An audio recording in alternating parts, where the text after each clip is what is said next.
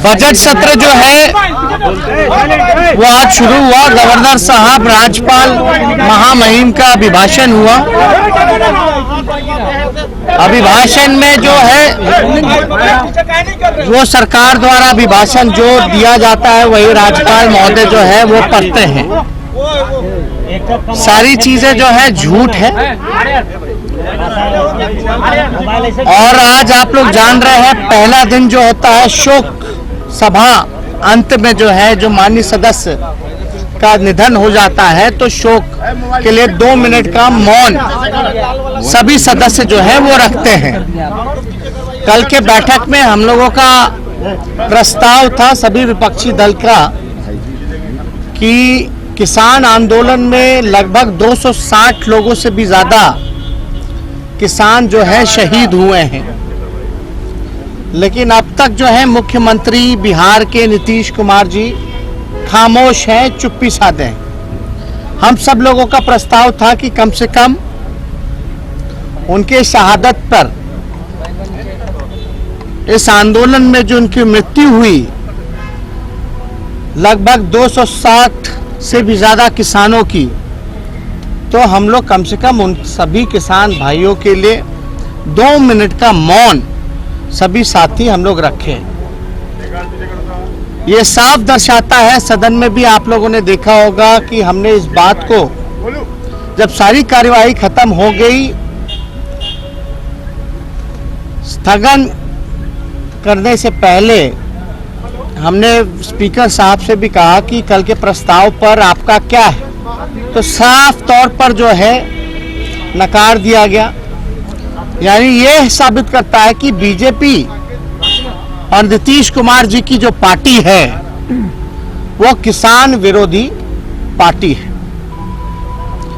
बिहार में राज्यपाल ने अभिभाषण में बोला कि धान की खरीद हो रही है, लेकिन कहीं भी कुछ खरीद नहीं हो रहा जिस हिसाब से होना चाहिए।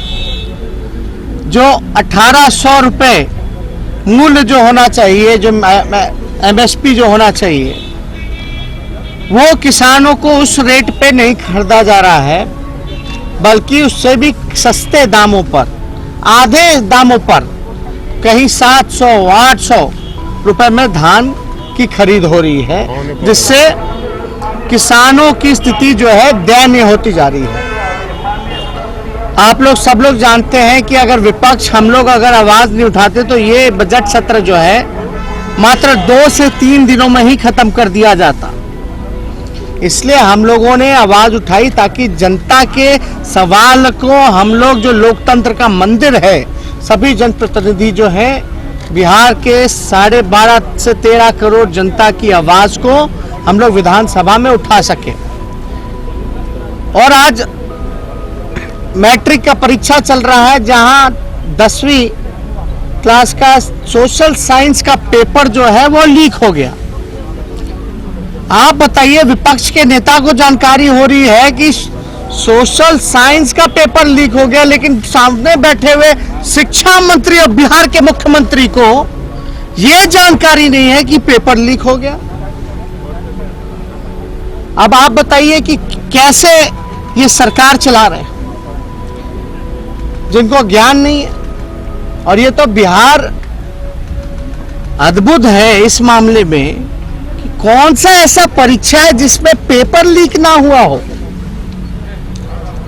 कोई ऐसा एग्जामिनेशन हो, चाहे नियुक्ति का हो, चाहे बोर्ड परीक्षाएं के हो, ऐसा कोई परीक्षा नहीं जिसका पेपर या कोई सब्जेक्ट नहीं जिसका पेपर जो है लीक नहीं हो पाता। यह पूरा कॉकस है और इसमें पूरी तरीके से सरकार जो है, जो लोगों का हाथ है, जो कल्प्रिट हैं, उनको पास्ट में भी, इतिहास में भी उन्होंने प्रमोट ही किया है, सजा नहीं दी है। कई बार ये मसला सामने आया। कल जो अधिकारी बैठा था, जो कल्प्रिट था, उसको प्रमोशन मिला। ये गवाह लोगों के पास सबूत है, लेकिन ये क्या ऐसा चक्कर है कि बार बार सोशल साइंस या अन्य कोई परीक्षा हो उसका पेपर लीक करता है, तो कोई ना कोई जवाबदेही तो बनेगी। अब हमने सूचना दिया तो कम से कम एक नैतिक जिम्मेदारी होने के नाते मुख्यमंत्री को सदन को एड्रेस तो करना चाहिए था, बताना तो चाहिए था कि उनको सूचना क्यों नहीं मिली। अगर सूचना थी तो उन्होंने छुपाई क्यों, क्या कार्रवाई की।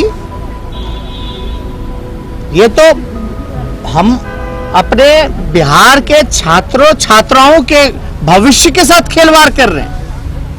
हम अपने भविष्य के साथ, आपके भविष्य के साथ बिहार सरकार जो है खिलवाड़ करने का काम कर रही है। इसलिए हम लोग चाहेंगे कि इसकी जो है कड़ी जांच हो और जो लोग भी इसमें इन्वॉल्व हैं, सरकार जो है जवाबदेही जो है वो तय करनी चाहिए। और हमको तो पता है कि नीतीश कुमार जी की अंतरात्मा जो है बंगाल के खाड़ी में डूब मरी है।